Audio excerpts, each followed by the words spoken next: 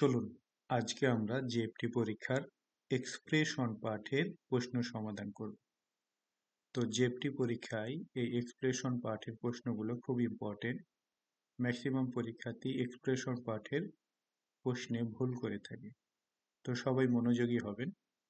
তো দেখুন উক্ত প্রশ্নে আমরা দেখতে পাচ্ছি যে দুইজন ব্যক্তি কথোপকথন করতেছে, এই একজন ব্যক্তি, এই একজন ব্যক্তি। তো প্রথম ব্যক্তি দ্বিতীয় ব্যক্তিকে বলতেছে যে সারি শান জনাব সারি কুরিকেত্ত ও ক্রিকেট দেকিমাস্কা পারো কি? তাহলে প্রথম ব্যক্তি এই ব্যক্তিকে বলতেছে যে সারি সান ওয়া, অর্থাৎ জনাব সারি, তার মানে এই দ্বিতীয় ব্যক্তির নাম সারি। তো প্রথম ব্যক্তি এই সারিকে বলতেছে সারি সান ওয়া, জনাব সারি সান কুরিকেত্ত ও ক্রিকেট দেকিমাস্কা পারো কি? এর কথার প্রশ্নে এই সারিসান কিছু একটা উত্তর দিয়েছিল, যে উত্তরটা অনুপস্থিত আছে। আমরা এই তিনটা অপশন থেকে সঠিক উত্তরটা খুঁজে বের করব। তো সঠিক উত্তরটা খোঁজার পূর্বে আমরা বাকি অংশটুকু পড়ি। তো দেখুন পরে কি বলতেছে, যা তাহলে কোন দোনো, অর্থাৎ পরের বার ইসনি একসাথে ইয়ারি মাসেনকা খেলবেন নাকি? পরবর্তীতে এ সারিসান কিছু একটা উত্তর দিয়েছিল, তার প্রেক্ষিতে প্রথম ব্যক্তি বলেছিল যা তাহলে কোন দোনো, পরের বার ইসনি একসাথে ইয়ারি মাসেনকা খেলবেন নাকি? তখন সারিসান উত্তর দিচ্ছে সোরেওয়া, সেটা বা ওটা, ওটা বলতে এই ক্রিকেট খেলার বিষয়টা। ই দেশনে, ভালোই তো, ভালো হয় তো। সোরেওয়া ই দেশনে, ওটা ভালো হয়, মানে ক্রিকেট খেললে ভালো হয়। ইয়ারি মাসো, খেলা যাক। তো এইখানে সারিসান কি এমন বলেছিল, আমরা সেইটা এই তিনটা অপশন থেকে সঠিক উত্তরটা খোঁজার চেষ্টা করব। তো দেখুন এক নম্বর অপশনে বলতেছে ইয়ে, ইয়ে মানে না। আচ্ছা, তাহলে এইখানে প্রথম ব্যক্তি প্রশ্ন করেছিল জনাব সারি ক্রিকেট পারেন কি?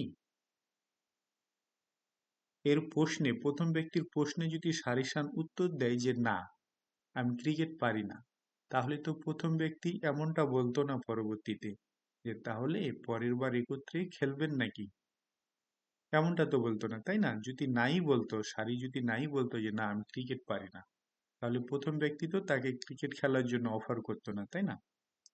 তাহলে এটা রং অ্যান্সার। পরবর্তীতে দেখুন দুই নম্বর অপশনে বলতেছে দেকিরু, তাহলে দেকিরু মানে পারি। হ্যাঁ, তো দেখুন এইখানে যদি সারিসান বলতো যে দেকিরু পারি, প্রথম ব্যক্তি প্রশ্ন করেছিল যে জনাব সারি ক্রিকেট পারো কি, তখন সারি যদি বলতো যে দেকিরু পারি, তাহলে কিন্তু এই প্রথম ব্যক্তি এরকম উত্তর দিতে পারত।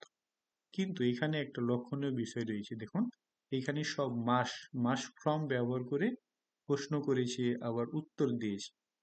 তার মানে কি, পোলাইট ভাষা, ভদ্র ভাষায় প্রশ্ন করেছে এবং উত্তরও দিয়েছে। কিন্তু এই দেকিরু, এটা কোন ফর্মে রয়েছে? এটা ডিকশনারি ফর্মে, অর্থাৎ প্লেন ফর্ম, নন পোলাইট ভাষা।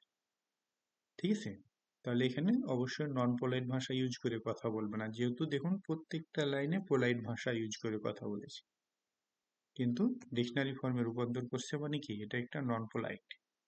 তাহলে এইটা এখানে সারিসান বলে নাই। পরের অপশনটা দেখুন, 3 নম্বর অপশন বলতেছে চোদ্দ দেখি মাস, তাহলে চোদ্দ মানে একটু, দেখি মাস মানে পারি। এইবার দেখুন আমরা যদি এই 3 নম্বর অপশনটা এই শূন্য স্থানে বসাই, তাহলে কথোপকথনটা কিরূপ দাঁড়াচ্ছে? এই প্রথম ব্যক্তি বলেছিল সারি সানওয়া, জনাব সারি কুরিকেত্ত ও দেখি মাসকা ক্রিকেট পারো কি? তখন এই সারি সান উত্তর দিয়েছিল চোদ্দ দেখি মাস, একটু পারি বা অল্প অল্প পারি। তখন এই প্রথম ব্যক্তি পুনরায় বলেছিল যা তাহলে কোন দোনো, পরবর্তীতে ইসনি একসাথে ইয়ারি মাসেনকা খেলবেন নাকি?